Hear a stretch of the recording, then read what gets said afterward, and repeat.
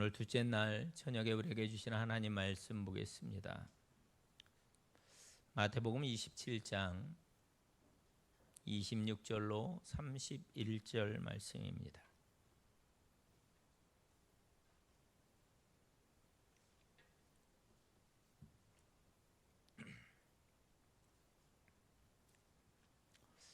마태복음 27장 26절로 31절 말씀을 우리 한 절씩 교독하겠습니다. 한 절씩 교독합니다. 이에 바라바는 그들에게 놓아주고 예수는 채찍질하고 십자가에 못 박히게 넘겨주니라.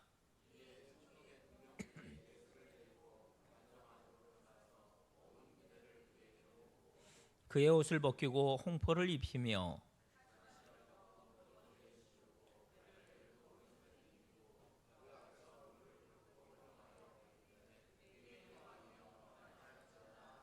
그에게 침 뱉고 갈대를 빼앗아 그의 머리를 치더라.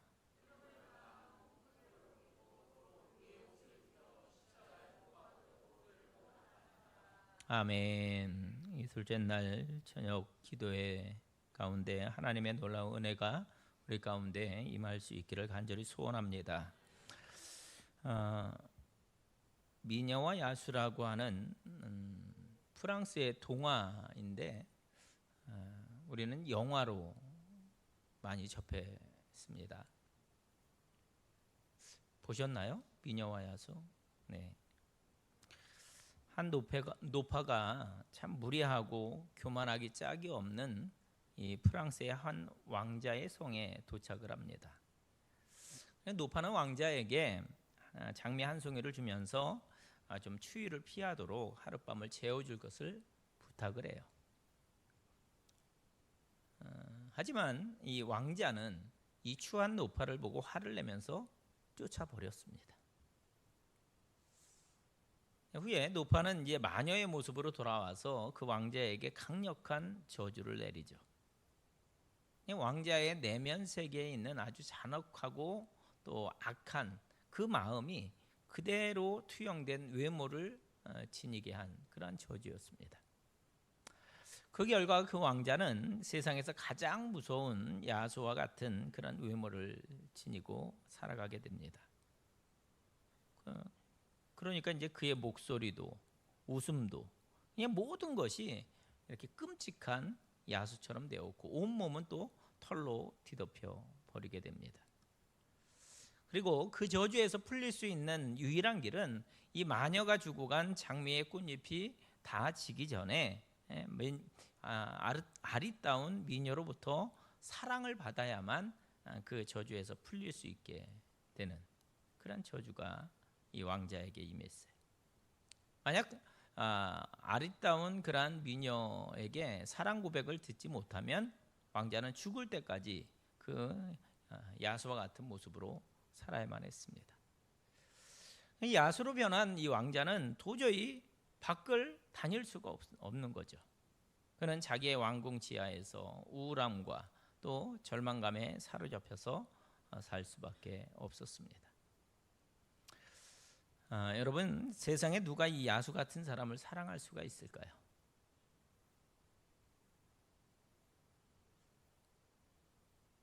우리 여자 성도님들, 그 외모가 그렇게 미녀와 야수 보셨죠? 그 야수 같은 얼굴을, 그런 모습을 한 그 사람을 사랑할 수 있을까요?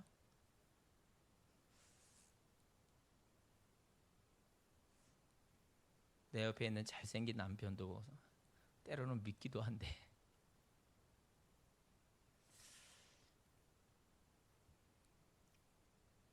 도저히 불가능한 일 아닐까 생각이 됩니다. 그런데 여러분, 그 동화 또 그 동화를 원작으로 해서 영화를 만들었으니까 그 영화에서는 정말 꿈과 같은 그런 일이 벌어지게 됩니다. 우여곡절 끝에 벨이라는 소녀가 이 야수와 만나게 되고 이 야수를 이제 우여곡절은 있었지만 사랑하게 됩니다.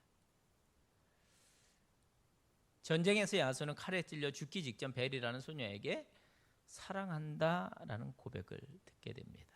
그리고 그 야수에게 입맞추자 왕자는 완전히 사람으로 돌아오게 됩니다. 그리고 마법의 장미꽃은 마지막 한 잎이 떨어지기 바로 직전이었습니다. 이 영화를 이렇게 이제 기억할 때마다 이 노파의 마법에서 풀려날 수 있는 이런 기적 같은 일이 일어날 수 있을까? 이 미녀가 끝내 나타나지 않았다면 이 마법의 저주에 걸려서 야수로 변한 이 왕자는 어떻게 되었을까? 한번 생각해 보게 되더라고요. 여러분, 참 불가능한 일 아닐까요? 어느 미녀가 야수를 사랑할 수가 있을까? 그리고 그 시간도 마법의 장미꽃이 다 시들기 전에 이루어져야만 해요. 근데 과연 이러한 일이 일어날 수 있을까? 일어난다면 여러분 정말 기적 중에 기적인 거죠. 반면에 끝내 미녀가 나타나지도 않고 또 그 미녀로부터 사랑을 받지 못한다면 이 야수가 된 남자의 일생은 과연 어떻게 되는 것일까? 여러분, 제가 단지 그냥 영화, 동화와 또 영화의 그런 영화를 이야기하는 것으로만 알고 있다면 여러분 큰 착각입니다. 저는 우리의 이 실제적인 현실을 말씀드리고 있는 거예요. 우리는 실제로 여러분, 저나 여러분이나 다 죄의 저주에 갇혀 있었습니다. 그 결과 우리는 정말 남에게 상처를 주고서라도 자기의 욕망을 추구하는 야수와 같은 그런 사람이 되었어요. 그러면 어떤 신학자가 말했는지 기억나지 않지만 만약 내가 내 속에 생각했던 것을 있는 그대로 행동으로 나타냈다면 사람들은 나를 지구 밖으로 추방시켰을 것이다. 그런 얘기를 했습니다. 그럼 공감되지 않습니까? 내 속에 있던 그러한 생각들, 이것이 그대로 행동으로 나타났다면 내 주위에 있는 사람들이 나를 어떻게 볼까?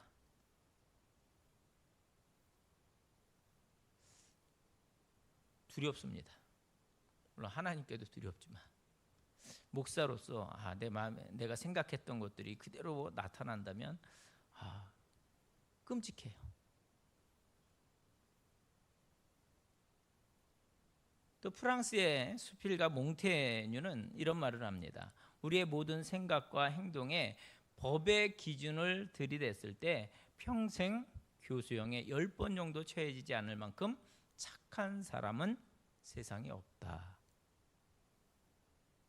이 말에도 참 공감이 되어집니다. 여러분, 만약 이 왕자가 아니라 바로 내가 이 노파의 저주에 걸렸다면 나는 그 왕자보다 덜 야수 같은 그런 외모를 지니게 될까? 아니면 이 야수보다 더 야수 같은 그런 외모를 지니게 될까? 여러분 어떻게 생각하십니까? 아마도 우리 중 아무도 이 왕자보다 덜한 야수가 되었을 것이다. 이렇게 자신 있게 말할 수 있는 사람은 없을 것입니다. 꽤 오래전에 어느 분으로부터 이런 경험의 이야기를 들었습니다. 부산으로 가는 경부고속도로를 타고 이렇게 가다 보면 어느 부분에선가 이제 2차선이 1차선으로 줄어드는 그런 부분이 나옵니다. 꽤 오래전의 이야기죠.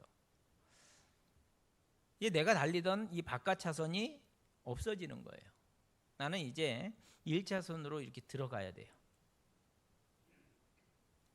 옆을 보니까 다른 차가 쭉 지나가고 있습니다. 내가 속력을 확 내서 옆차를 추월해서 이렇게 딱 들어가려고 이제 엑셀레이터를 열심히 밟았어요. 근데 바로 옆에 있는 차가 같이 속도를 막 내는 거예요. 그리고 운전하시는 분들은 그런 경험들을 다 해보셨을 겁니다. 내가 추월하려고 막 달리는데 옆차가 갑자기 막 달리는 거죠. 그래서 자기가 속력을 더 냈다는 거예요. 들어가려고. 그랬더니 그 옆차도 더 속력을 내더래요. 그래서 한 차선이 없어지기 바로 직전에서 끼어들지 못하고 급정거를 하면서 겨우 옆 차선으로 들어가게 되었다는 겁니다. 그럼 이런 일 당하면 얼마나 괘씸합니까? 그 차를 뒤따라가면서 복수할 생각을 했다는 거예요. 마침 그때가 밤이었기 때문에 그 차를 가까이 따라가면서 상향등을 켰다는 거죠. 그래서 앞차는 불빛 때문에 운전하기가 매우 힘들었을 거예요. 속으로 야, 통쾌하다. 너 나한테 이렇게 했지. 그런데 여러분, 그 앞차가요 갑자기 속도를 20km로 확 줄여버리더랍니다. 나는 상향등을 탁 켜면서 야, 앞차한테 내가 복수 제대로 하고 있다라고 생각을 했는데 그 앞차가 속도를 20km로 확 줄여버리더래요. 나는 갈 길이 급한데 나는 오히려 앞차에게 보복을 당하게 된 겁니다. 그러니까 마음 속에서는요 차마 담기 어려운 그냥 욕설이 막 나오기 시작을 합니다. 세상 말로 뚜껑이 막 이렇게 열렸다가 닫혔다 그러는 거죠. 코에서는 막 분노의 콧김이 막 쏟아져 나오고, 나도 더 이상 이제 참을 수가 없어요. 너 죽고 나 죽게 하면서 나는 계속 상향등을 켜고 앞에서는 계속 시속 20km로 거북이처럼 가는 겁니다. 자, 여러분, 제가 아는 분의 이야기라고 이렇게 말씀을 드렸습니다만 대충 여러분도 우리 중에 누구를 말하고 있는지를 다 알 것입니다. 누구의 이야기입니까? 바로 나 자신의 이야기죠. 그러니까 우리 안에 있는 이 악한 세계, 우리 안에 있는 이 어두운 세계를 꺼내기로 한다면 방금 예로 든 것, 이것은 그야말로 좀 신사적인 내용일 겁니다. 우리의 내면에 숨겨진 이 악한 이야기는 차마 밖으로 다 들춰낼 수가 없어요. 그런데 왜 우리는 이런 복수를 행하려는 마음이 드는 것일까? 이것은 도대체 무엇을 충족시키기 위한 것일까? 무엇을 보상받으려는 생각으로 이렇게 하는 것일까? 꼭 이렇게라도 해야만이 이 깔아뭉개진 내 자존심이 조금 세워지는 것일까요? 도대체 뭘 충족시키기 위해서 이런 악한 마음이 드는 것일까? 여러분, 바로 죄성을 충족시키기 위함이라는 겁니다. 우리 안에 있는 이 죄성은 그냥 죽어 있는 게 아니에요. 배고픈 인격체와 같은 그러나 살아있는 존재입니다. 죄성을 충족시켜달라고 막 아우성을 쳐요. 여러분, 신학자 칼빈은 이와 같은 인류를 일컬어서 전적으로 타락한 존재라는 말을 사용을 했습니다. 전적으로 타락한 존재. 악을 행하지 않을 수 없는 전적으로 선한 사람은 한 명도 없다는 거예요. 모두가 타락했습니다. 예레미야 17장 9절을 보면 이렇게 말씀합니다. 만물보다 거짓되고 심히 부패한 것이 마음이라 누가 능히 이를 알리오마는. 또 시편 143편 2절에 보면 주의 종에게 심판을 행하지 마소서 주의 눈앞에는 의로운 인생이 하나도 없나이다 이렇게 말씀합니다. 또 로마서 3장 10절과 23절에 보면 의인은 없나니 하나도 없으며 모든 사람이 죄를 범하였으며 하나님의 영광에 이르지 못하더니 이렇게 말씀합니다. 그래서 여러분, 다윗은요 자기의 모습을 보고 이렇게 바르게 고백을 했습니다. 시편 51편 3절과 5절 말씀 보면 물은 나는 내 죄가를 아오니 내 죄가 항상 내 앞에 있나이다. 내가 죄악 중에 출생하였으며 어머니가 죄 중에서 나를 잉태하였나이다. 이렇게 고백을 합니다. 여러분, 바로 이 모습이 죄의 저주에 갇혀 있는 우리의 모습 아닙니까? 여러분, 동화 속의 야수의 모습이 아니라 이것이 실제 우리의 모습이다라는 거예요. 그런데 우리가 이 죄의 저주에서 우리의 힘으로 벗어날 수 있습니까? 하나님은 절대 인간이 스스로 악에서 벗어날 수 없다는 것을 이렇게 말씀하십니다. 예레미야 13장 23절에 구수인이 그의 피부를 표범이 그 반점을 변하게 할 수 있느냐? 할 수 있을진데 악에 익숙한 너희도 선을 행할 수 있으리라. 이렇게 말씀합니다. 어떻게 표범이 스스로 그 반점을 없앨 수 있겠어요? 그래서 악을 행하기에 익숙한 너희도 결코 그 길에서 벗어날 수 없다라는 것을 말씀하는 것입니다. 여러분, 바울도 같은 말을 했습니다. 로마서 8장 7절 말씀 보면 육신의 생각은 하나님과 원수가 되나니 이는 하나님의 법에 굴복하지 아니할 뿐 아니라 할 수도 없음이라, 이렇게 말씀합니다. 자, 그렇다면 우리의 내면 세계에 있는 이 어둠을 누가 풀어줄 수 있느냐라는 거죠. 누가 이 죄의 저주에 갇힌 우리를 풀어줄 수 있다는 겁니까? 세상에 어떤 미녀가 우리와 같은 야수를 사랑할 수 있겠습니까? 오늘 우리가 읽었던 본문에는 빌라도의 군병들이 행한 모습이 나와 있습니다. 마태복음 27장 26절 말씀 우리 함께 읽어볼까요? 함께 읽습니다. 이에 바라바는 그들에게 놓아주고 예수는 채찍질하고 십자가에 못 박히게 넘겨주니라. 군인들이 빌라도 총독으로부터 맡겨진 일은 간단했습니다. 예수를 채찍질하고 골고다 언덕으로 끌고 가서 십자가에 못 박아 죽이는 일이었어요. 군인들은 끝에 납덩이가 달린 채찍으로 예수님을 내리칩니다.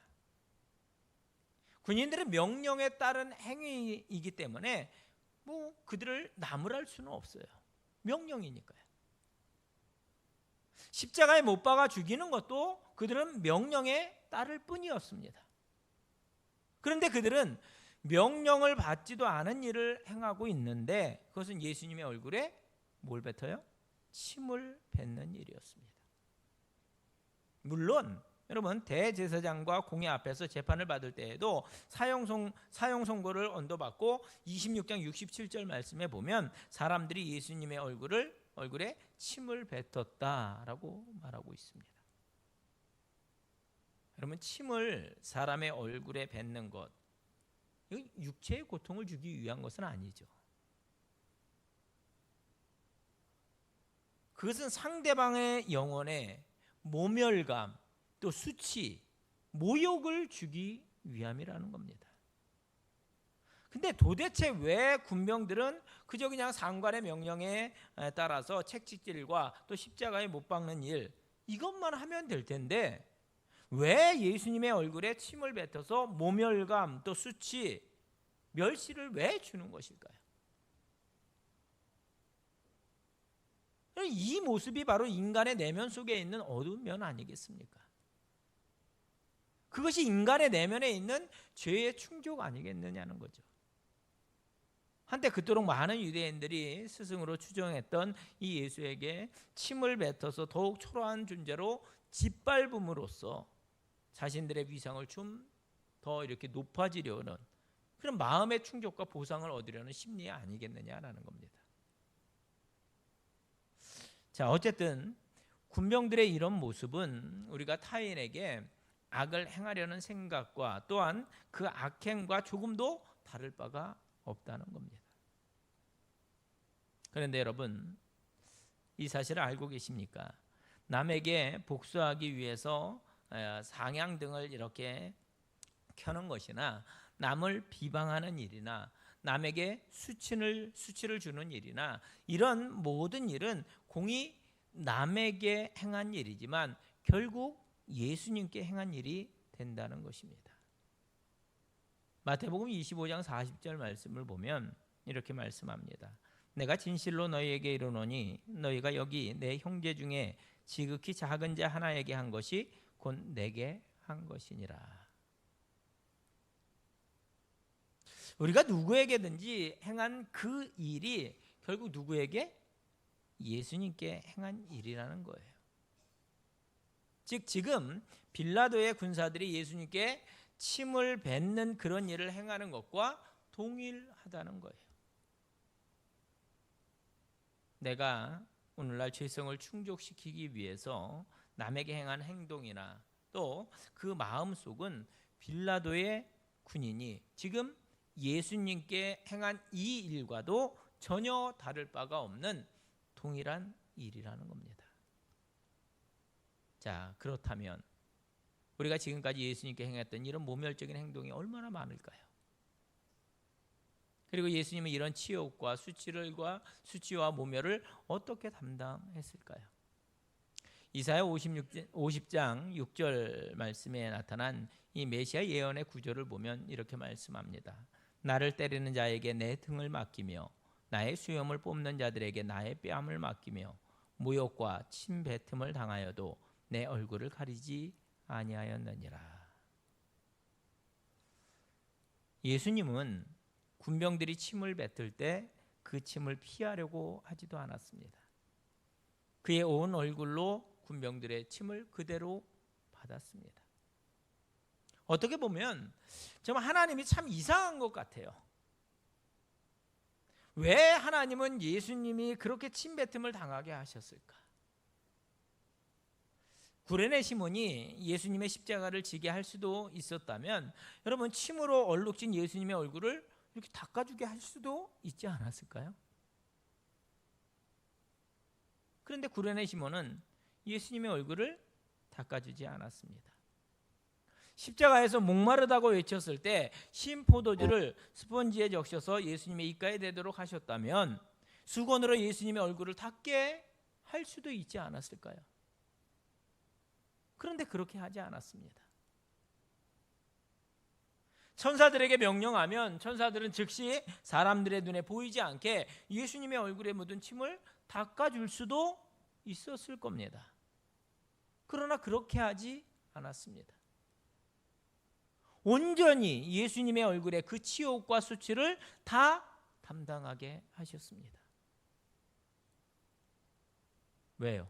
왜 그렇게 해야 했을까요? 그것이 미녀가 야수를 사랑하는 길이기 때문입니다. 십자가에서 우리의 수욕을 담당할 수만 있다면 모든 수욕을 다 담당하심으로 우리로 죄의 저주에서 풀려날 수 있도록 하기 위해서라는 것이죠. 그것이 마지막 장미꽃 한 잎이 떨어지기 전에 야수 같은 우리를 사랑함으로 그 죄의 저주에 갇혀 있는 우리를 풀어줄 수 있기 때문이라는 겁니다. 예수님이 아니면 그 누구도 야수와 같은 우리를 사랑해 줄 수 있는 자가, 사랑해 줄 수 있는 분이 없기 때문입니다. 속죄의 길에서 그 길이 조그마한 양의 피와 죽음만 있으면 되었습니다. 그것만으로도 인류를 구원하기에는 조금도 부족함이 없었어요. 그러나 이 속죄의 길에서 침뱉음을 당한 것까지도 담당하신 것은 십자가의 덤으로 주어진 선물인 줄로 믿습니다.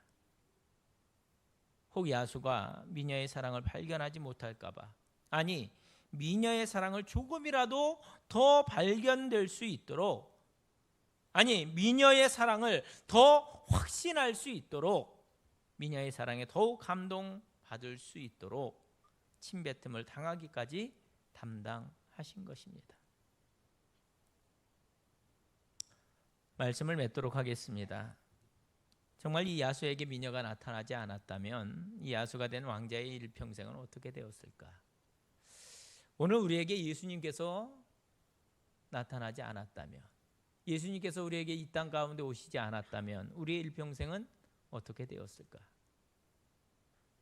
예수님께서 나를 사랑해 주지 않았다면 나는 어떻게 되었을까? 정말 끔찍하지 않습니까? 우리는 영원히 야수의 모습에서 벗어나지 못했을 것입니다. 영원히 지옥에까지도 이 야수의 모습으로 살아야 했을 것입니다. 마법의 저주에서 풀려난 왕자는 나머지 일생을 어떻게 살았을까요? 저는 마법의 저주에서 풀려난 이 왕자가 어떻게 나머지 생을 살았는지 나오질 않으니까 모르겠더라고요. 그러나 한 가지 분명한 것은 이 마법의 저주에 걸리기 전처럼 여전히 악하고 여전히 무례한 그러한 삶을 되풀이하지는 않았을 것이라는 그런 생각을 하게 됩니다. 왕자는 몇 번이고 속으로 다짐했을 것 같아요. 야, 이제 다시는 사람들을 외모로 판단하지 말아야지. 이제 다시는 사람들에게 악하게 대하지 말아야지. 이제 다시는 교만하고 무례한 모습으로 살지 말아야지.